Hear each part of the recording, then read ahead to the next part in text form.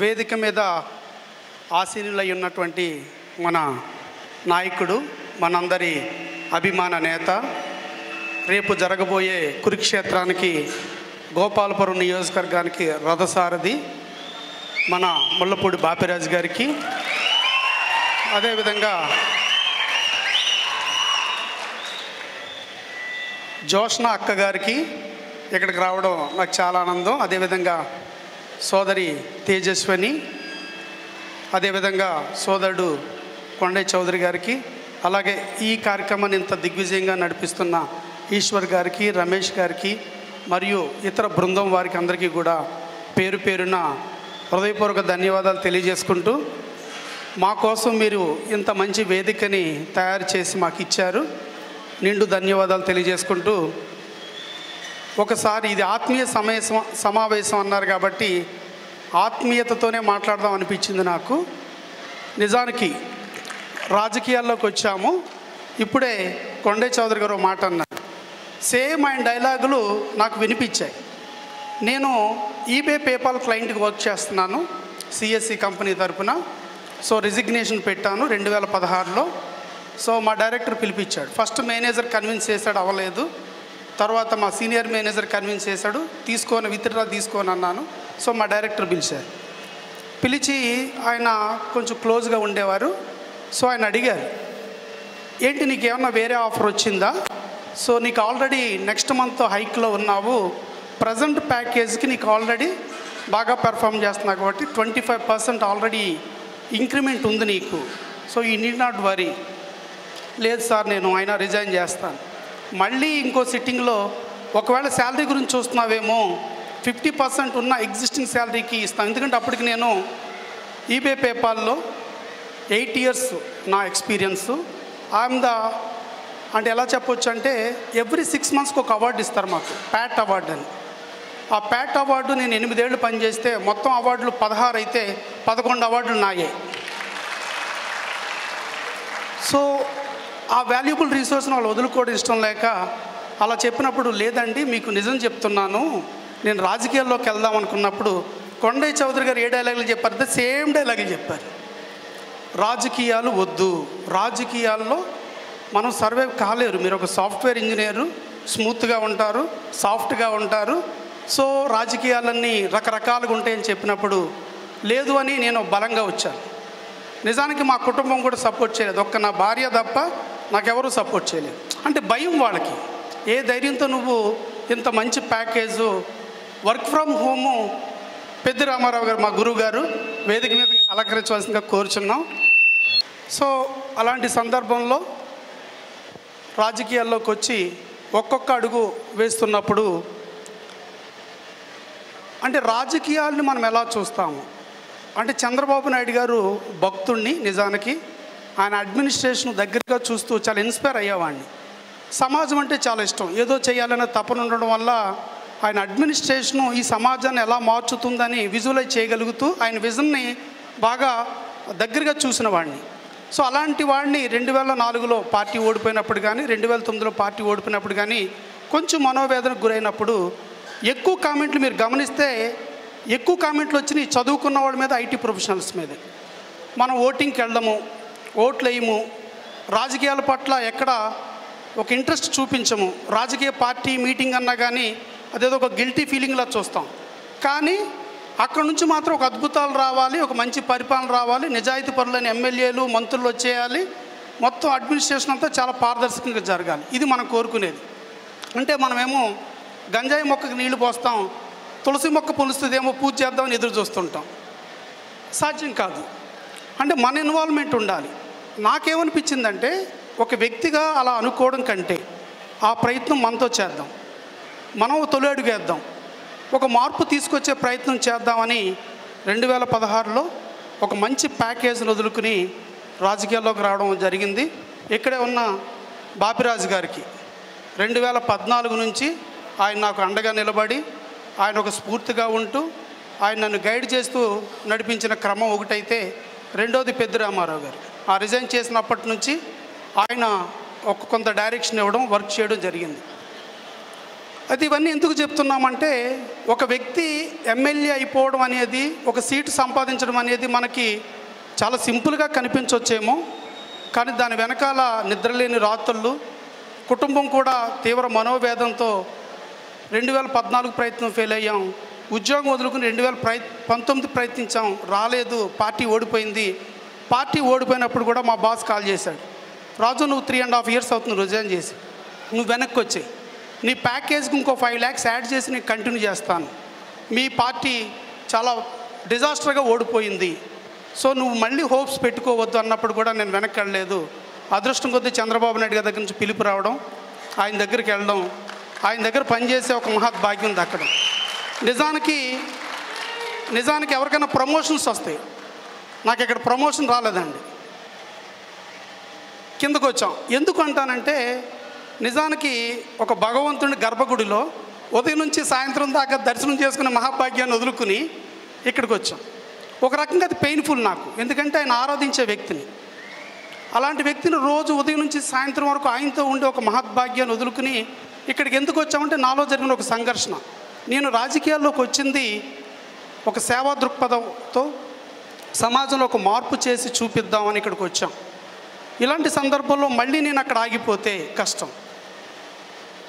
గోపాలపురానికి వస్తున్న సందర్భంలో కూడా చాలామంది ఏం సలహా ఇచ్చారంటే, అప్పుడే ఎందుకు, నామినేషన్స్కు 10 రోజుల ముందు సార్తో అనౌన్స్ చేసుకుని వెళ్ళండి, హ్యాపీగా అలా చెయ్యి ఊపుతారు, జనాలు ఓట్లేస్తారు, మీరు ఎమ్మెల్యే అయిపోతారు. సో దాన్ని కూడా నేను తిరస్కరించాను, చాలామందితో డిబేట్ చేశాను. లేదు, నేను ముందుగా వెళితే అక్కడ ఉండే పరిస్థితుల మీద నాకు అవగాహన వస్తుంది, కార్యకర్తల మీద అవగాహన వస్తుంది, సమస్యల మీద అవగాహన వస్తుంది. నేను అక్కడ రేపు అడ్మినిస్ట్రేషన్ ఎలా చేయాలో ఒక అవగాహన వచ్చి నేర్చుకుని, తద్వారా ఆ అడ్మినిస్ట్రేషన్ని కానీ, ఆ ఆలోచనలు కానీ, ఆ సమస్యలు కానీ పరిష్కరించే తీసుకు ఎమ్మెల్యే పనిచేయాలి తప్ప, ఒక ఎమ్మెల్యే టికెట్ కోసం వచ్చి ఎమ్మెల్యే అయిపోయి నేనేంటో అక్కడ అర్థం చేసుకున్నప్పుడు 2-3 సంవత్సరాలు అయిపోతే అది కాన్షియన్సీ మీద ప్రభావం పడుద్ది. నేను ఒక మైనస్ అవుతాను కాన్షియన్సీ, కానీ ఎట్టి పరిస్థితుల్లో ఎర్లీగానే వెళతాను. నేను అవగాహన చేసుకోవాలి, నియోజకవర్గాన్ని అర్థం చేసుకోవాలి, సమస్యల మీద అవగాహన తెచ్చుకోవాలని పట్టుబట్టి రావడం జరిగింది. అయితే అప్పటి నుంచి కూడా ఈ రోజు వరకు నియోజకవర్గ పెద్దలు అందరూ కూడా చాలా బాగా సహకరిస్తూ, బాబరాజు గారు మంచిగా గైడ్ చేస్తూ ఇప్పటి వరకు కూడా చాలా అద్భుతంగా సాగింది. అయితే ఈ సాగిన క్రమంలో మనసుకు ఎంత ఉత్తేజం అంటే, నిజానికి ఎవరైనా సమాజ సేవ, ప్రజా సేవ చేయడం త్యాగం అనుకుంటారు. నా దృష్టిలో అయితే అది స్వార్థం అండి. నేను నా యొక్క 18 నెలల 19వ నెల ఇది 19 నెలల నా ఈ ప్రయాణంలో చాలా మధుర జ్ఞాపకాలు. వేంపాడులో ఒక న్యూస్ వచ్చింది పొద్దున్నే, ఒక వ్యక్తి పూరి గుడిసె కాలిపోయింది. సరే హొటాహొట్ని వెళ్ళాం. జనరల్గా ఏ పొలిటీషియన్ ఏంటంటే 4 షాట్లు కాలిపోతున్నప్పుడు అక్కడ దిగుతున్న ఒక 2 షాట్లు, అక్కడ బూడిద అవి కదుపుతో 2 షాట్లు, బాధితుడి మీద చెయ్యేసి ఓదార్చుతున్న 2 షాట్లు చాలు, ఇక సోషల్ మీడియాకి ఎనఫ్. నేను వెళ్ళాను, అది చూసిన తర్వాత ఆ బాధితుడిని ఎలా ఓదార్చాలో నాకు తెలియట్లే. ట్రై చేశాను అవ్వట్లే. సో ఆయనకి ఏం చెప్పానంటే చివరికి, అయ్యా బాధపడకు, నువ్వేం ఒంటరివి కాదు, నీ పూరి గుడిసె కాలిపోయింది కదా, నీ నివాస స్థలం అది, వారం రోజుల్లో ఇదే ప్లేస్లో షెడ్ వేసి నీకు ఇస్తానని మాట ఇచ్చాను. ఈ సోమవారం కాలిపోతే నెక్స్ట్ సోమవారానికి అతను నా సొంత ఖర్చులతో షెడ్ వేసి ఇచ్చాం. ఆ రోజు ఆయన పిలిచినప్పుడు మామూలుగా రిబ్బన్ కటింగ్ అంటే వద్దాం అనుకున్నా. అతను ఏం చేశాడు, ఊర్లో ప్రజలందరినీ పిలుచుకుని భోజనాలు పెట్టుకుని ఒక గృహప్రవేశం ఎంత సాంప్రదాయంగా చేస్తామో అంత అద్భుతంగా చేశాడు. సో ఆ మనసుకు అనిపించింది, ఒక మాటల్లో కాకుండా చేతల్లో చేయగలిగాం. అలాగే ఆటో వాళ్ళు, ఒకసారి ఆటో డ్రైవర్లతో మాట్లాడుతున్నప్పుడు వాళ్ళు మాట నా ముందుకు ఒకటి తీసుకొచ్చారు.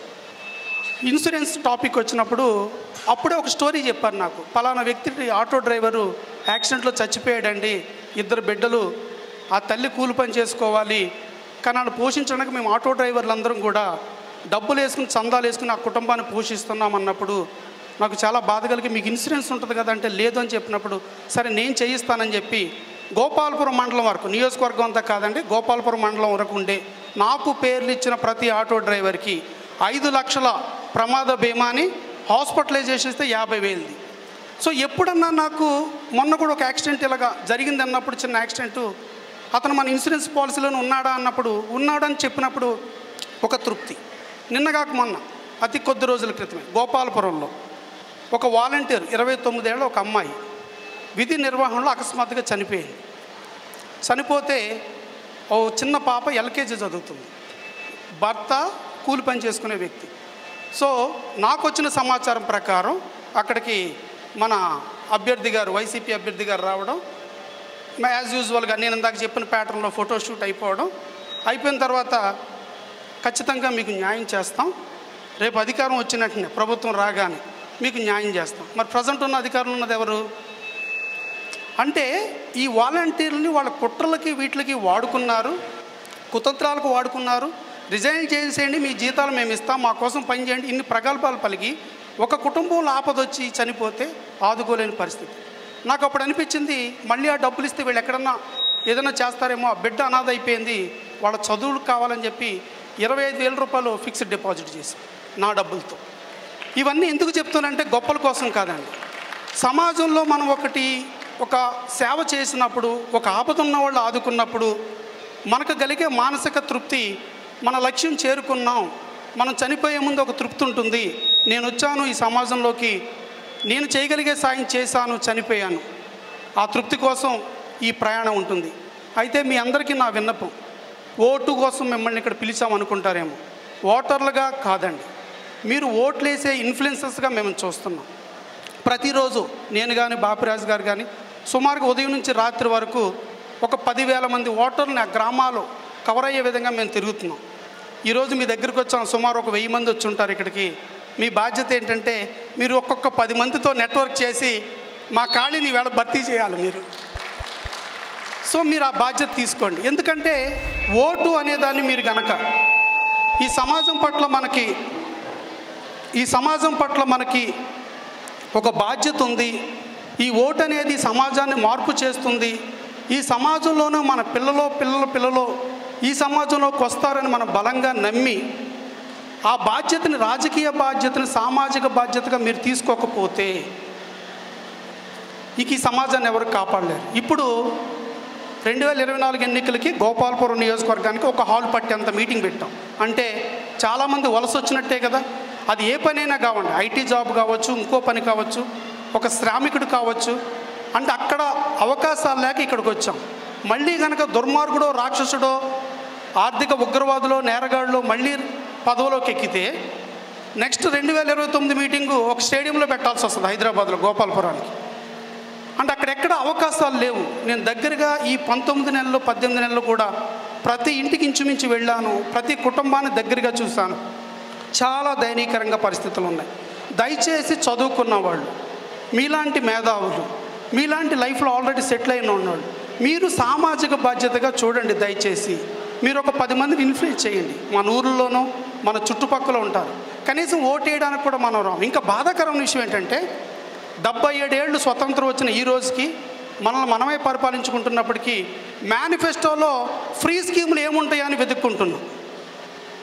ఇది ఎంత ప్రమాదం అంటే వ్యక్తులు కొంతమంది కష్టార్జితంతో కట్టే పన్నుల్ని కింద ఉండే మిగతా వాళ్ళని ఆర్థికంగా బలోపేతం చేసి ఈక్వల్ చేయాలి తప్ప మనకు వచ్చే ఇన్కమ్ను, మనకు వచ్చే ఆదాయ వనరులను పెంచుకుని దీన్ని అభివృద్ధి చేయాలి తప్ప ఈ డబ్బుల్ని మళ్ళీ ఫ్రీ స్కీములకి నేను వ్యతిరేకం కాదండి, దీన్ని వివాదం చేయొద్దు దయచేసి. నా భావన ఏంటంటే మనం ఆ చైతన్యం తీసుకొచ్చి వాళ్ళలో సంపద సృష్టించి సంపద పంచాలి. ఇది చంద్రబాబు నాయుడు గారి నినాదం అండి. ఆ సంపద సృష్టించకుండా తాకట్లు పెట్టి మన ఇంట్లోనే మనకుండే ఇంటినో, మన ఇంట్లో సామాన్నో, మనకుండే పొలాల్లో తాకట్టు పెట్టేసి అప్పులు తెస్తుంటే మనం ఊరుకుంటామా? మరి ఇది రాష్ట్రం కూడా మన ఇల్లే కదా. ఈ అప్పులు తెస్తున్నప్పుడు మనకెందుకు ఆ బాధ కలగట్లేదు, మనలో ఎందుకు ఆ చైతన్యం రావట్లేదు? దయచేసి నా ఉద్దేశం ఏంటంటే ఇక్కడ 2 వ్యక్తులు పోటీ చేస్తున్నారు. ఒకటి మద్దిపాటి వెంకటరాజు, ఒక మధ్యతరగతి కుటుంబం నుంచి వచ్చి కష్టపడి పైకి ఎదిగి ఒక్కొక్క మెట్టెక్కి శ్రీ నారా చంద్రబాబు నాయుడు గారి ఆశీస్సులతో ఎమ్మెల్యేగా పోటీ చేసిన వ్యక్తి ఒకవైపు. ఆల్రెడీ ఒక వ్యక్తి యొక్క తండ్రి గారు 10 ఏళ్ల పాటు ఈ గోపాలపురం నియోజకవర్గానికి ఎమ్మెల్యేగా చేసి, తర్వాత వారు ఒక 5 ఏళ్ల పాటు ఎమ్మెల్యేగా చేసి ఎన్నికలు వచ్చే సమయానికి వైసీపీకి జంప్ అయి కొవ్వూరు వెళ్ళి మళ్ళీ కొవ్వూరులో ఓట్లేసి నెగ్గిస్తే మళ్ళీ వాళ్ళు ఓట్లేసే సమయానికి నువ్వు ఇక్కడికి వచ్చి ఇలాంటి వ్యక్తిత్వము, భావజాలము, నేచర్ ఉన్న పర్సన్ ఒక పక్కున్నాడు. ఒక వ్యక్తి రాష్ట్రం కోసం, ఈ సమాజం కోసం ఈ నియోజకవర్గం కోసం నా జీవితాన్ని త్యాగం చేస్తాను, నేను కష్టించి శ్రమిస్తానని చెప్పి నేను ఈ 19 నెలల్లో నా కుటుంబంతో గడిపిన సమయం కంటే గోపాలపురం నియోజకవర్గ ప్రజలతో గడిపిన సమయమే చాలా ఎక్కువ అండి. ఒక్కసారి ట్రాక్ రికార్డ్ చూడండి, నా ఫేస్బుక్ చూడండి, ఏ రోజు ఖాళీ ఉండదు, ఏ రోజు సాటర్డే లేదు, సండే లేదు, హాలిడే లేదు, ఎవ్రీడే ప్రజల మధ్యన ఉన్నాను, ప్రజలతో ఉన్నాను, ప్రజల్లా ఉన్నాను. కాబట్టి ఇది నా గెలుపు కాదు, ఇది నాకు సంబంధించింది కాదు, ఇది ఒక వ్యవస్థ. ఈ వ్యవస్థలో కనుక ఇలాంటి వ్యక్తి కనుక నెగ్గకపోతే భవిష్యత్తులో చంద్రబాబు నాయుడు గారు డేర్ చేసినట్టు ఇంకే నాయకుడు డేర్ చేయరు. దయచేసి దీన్ని అర్థం చేసుకుని ఓటు ఎటువైపు వెళ్ళాలి, దీన్ని ప్రభావితం చేయడానికి మనం చేయాల్సిన కృషి ఏంటనేది మీరు దృష్టిలో పెట్టుకోవాలని, ఆ దిశగా మీరు కృషి చేయాలని మిమ్మల్ని అందరినీ కూడా చేతులు జోడించి వేడుకుంటున్నాం. ఒకవేళ ఇది సక్సెస్ అవ్వడం ద్వారా ఒక మంచి మెసేజ్ని మనం ఈ రాష్ట్రానికి ఇవ్వగలుగుతాం. నన్ను చూసి ఇంకా చాలామంది అవకాశాల కోసం రాగలుగుతారు. చంద్రబాబు నాయుడు గారు, లోకేష్ గారు మరికొంతమందికి అవకాశాలు కల్పిస్తారు. తద్వారా ఈ సమాజంలో మార్పు వస్తుంది. ఈ నిజంగా కనుక 2019లో మంచి నిర్ణయం జరుగుంటే ఈ రాటికి అమరావతి నిర్మాణం పూర్తయి ఉండేది, లక్షలాది ఉద్యోగాల కల్పన జరుగుండేది. ఇక్కడ ఉండేవాళ్ళు చాలామంది కూడా మన అమరావతిలోనో ఇంకో చోటో సెల్కాన్ కంపెనీలోనో, లేదంటే కియా కార్ల కంపెనీలోనో, లేదా ఆక్సిలరీస్ కంపెనీస్లోనో, ఐటీ కంపెనీలోనో ఇంకో చోట ఉద్యోగాలు చేస్తూ ఉండేవారేమో. మనల్ని మనమే ద్రోహం చేసుకున్నాం. దయచేసి మీరు ఒక ఇన్ఫ్లుయెన్సర్గా చూడాలని, మాకు ఈరోజు జరిగిన నష్టాన్ని మీరు భర్తీ చేయాలని 10,000 ఓట్ల మందిని మేము కలవాలి ఈరోజు, మేము బాపిరాజు గారు.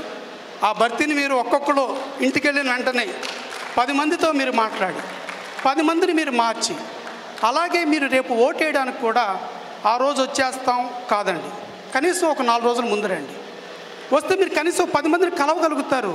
వెళ్ళి చెప్పండి. ఎందుకంటే బాధాకరమైన అంశం ఏంటంటే, నేను ప్రోగ్రామ్స్ కమిటీ చైర్మన్గా ఉన్నప్పుడు ప్రతిరోజు ఉదయం 8:30కి చంద్రబాబు నాయుడు గారికి ఒక బ్రీఫింగ్ ఇచ్చేవాడిని, రాష్ట్ర వ్యాప్తంగా ఏం జరిగిందనేది. రాష్ట్ర వ్యాప్తంగా జరిగిన హత్యలు, అత్యాచారాలు, కుట్రలు ఇవన్నీ నేను ఎక్స్ప్లెయిన్ చేస్తున్నప్పుడు చాలా మనసుకు గాయం కలిగేది. ఇంత ఘోరంగా ఉంది రాష్ట్రం అని. మీకు ఒక ఎగ్జాంపుల్ చెప్తాను. స్నేహలత అని అనంతపురంలో ఒక అమ్మాయిని పెట్రోల్ పోసి తగలబెట్టేశారు. సార్ ఏమన్నారంటే, రాజు నేను వాళ్ళ మదర్తో ఒకసారి మాట్లాడతాను అన్నారు. సరే, ముందుగా ఆయన మాట్లాడే ముందు నేను మాట్లాడదానికి కాల్ చేశాను. ఆ తల్లి ఏమందంటే, బాబు నేను టీవీల్లో పేపర్లో అక్కడ అత్యాచారం జరిగింది, ఇక్కడ చంపేశారు అంటేనే నా గుండె గుబేలం అనేది, అది ఎక్కడో జరిగింది అనుకున్నాను, అది ఈరోజు నా కుటుంబం దాకా వచ్చి నా కూతురిని బలి చేసేసుకుంది అని. ఈరోజు వేరే వాళ్ళది, రేపు మనది. ఈరోజు వేరే వాళ్ళ మీద దాడి, రేపు మన మీద. దయచేసి ఇలాంటివి చూసినప్పుడు చాలా మనోవేదన కలిగేది. కాబట్టి మన బాధ్యత, మన ఆలోచనల్ని మనం గనక ఒక వ్యూహాత్మకంగా క్రమబద్ధంగా చేసి ముందుకెళ్ళకపోతే ఈ రాష్ట్రం చాలా ఘోరమైన పరిస్థితులు ఎదుర్కోబోతుందని మీరు ఒకసారి తెలియజేస్తూ, దయచేసి అందరిని కూడా మరొకసారి పేరు పేరున వేడుకుంటున్నానండి. ఇక్కడ ఎమ్మెల్యే అభ్యర్థిగా నేను పోటీ చేస్తున్నాను. నన్ను కూడా పరిశీలించండి. గుట్టిగా నాకు ఓటేసేమని నేను చెప్పను. స్టడీ చేయండి, ఇన్ఫర్మేషన్ కలెక్ట్ చేయండి. పాపం జగన్మోహన్ రెడ్డి గారు చాలా కష్టపడ్డారు. ఒక వింగ్ని పెట్టారు. తలారు వెంకట్రావు గారికి నాకు సర్వే చేసినప్పుడు హ్యూజ్ డిఫరెన్స్ వచ్చింది. ఇక్కడికి నెగ్గడు తలారు వెంకటరాజు మీద. సో ఎలా చేద్దాం అనిపించి ఆయన ఏం చేశారంటే, ఒక టీంని ఫామ్ చేసి ఎంక్వైరీ చేశారు. ఎక్కడన్నా దొరుకుతాడా వెంకటరాజు, బ్యాక్గ్రౌండ్లో కానీ కథంలో తాలూకా ఏమన్నా. పాపం అన్నీ ఫెయిల్ అయ్యి అప్పుడు ఒక నిర్ణయం తీసుకున్నారు. అందుకని మనకి గోపాలపురం ఆల్రెడీ వాళ్ళ క్యాండిడేట్ని మార్చినప్పుడే మనం నెగ్గేసాం. ఇప్పుడు రెండోసారి అధికారికంగా నెగ్గబోతున్నాం. కొంచెం అప్రమత్తంగా ఉందాం, ఐక్యంగా ఉందాం. చిన్న చిన్న మనస్పర్ధలు ఉన్నా వాటిని సార్ట్అవుట్ చేసుకుని జనసేన, మనం, బీజేపీ అందరం సంయుక్తంగా ఎమ్మెల్యే అభ్యర్థిగా మద్దిపాటి వెంకటరాజు అనే నన్ను, అదేవిధంగా మేడం గారి గురించి చెప్పక్కర్లే. మనకు చాలా అదృష్టం ఏంటంటే, మోడీ గారితో యాక్సెస్ ఉండి ప్రధానమంత్రి గారితో పనులు చేయించగలిగే శక్తి, యుక్తి ఉన్న ఒక మహిళా మేధావి. వారు రాజకీయవేత్తగా ఉండడం, వారు బీజేపీ రాష్ట్ర అధ్యక్షులుగా ఉండడం, మన పార్లమెంట్కి ఎంపీగా రావడం ఎంత శుభసూచకం చూడండి. ఇటు ఎమ్మెల్యే అభ్యర్థిగా నేను, మా ఇరువురిని కూడా మీరు ఆశీర్వదించండి, దీవించండి. ఇంకా కేవలం 21 రోజులు మాత్రమే సమయం ఉంది. ఈ నెల 10, నెక్స్ట్ నెల 11, 21 రోజులు మాత్రమే. రోజుకు 1 గంట మీ సమయాన్ని కేటాయించండి. గెలుపు కోసం సామాజిక బాధ్యతగా తీసుకోండి. సమాజంలో రాజకీయాలంటే అదేదో మనకు సంబంధం లేని అంశంగా చూసే ఆ సైలెన్స్ను బ్రేక్ చేయమని మరొకసారి కోరుకుంటూ అందరికీ కూడా పేరు పేరున ధన్యవాదాలు. మీరు చూపించిన ప్రేమకి ఆదరణకి సర్వదా రుణపడి ఉంటాను. సర్వేజన సుఖనో భవంతు. జై తెలుగుదేశం, జై జనసేన, జై బీజేపీ. Thank you.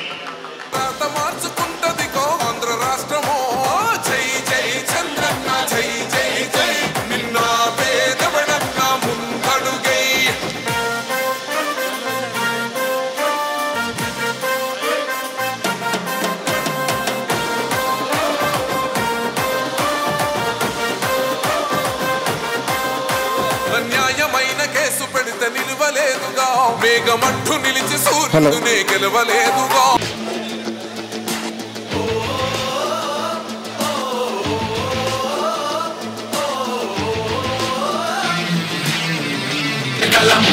నిప్పులు చెరిగే కసితనం పెనుగు పెనరేపే యువగణం పద పద పద మరి యువతరం మన భవితకు బాటలు వేయగలం.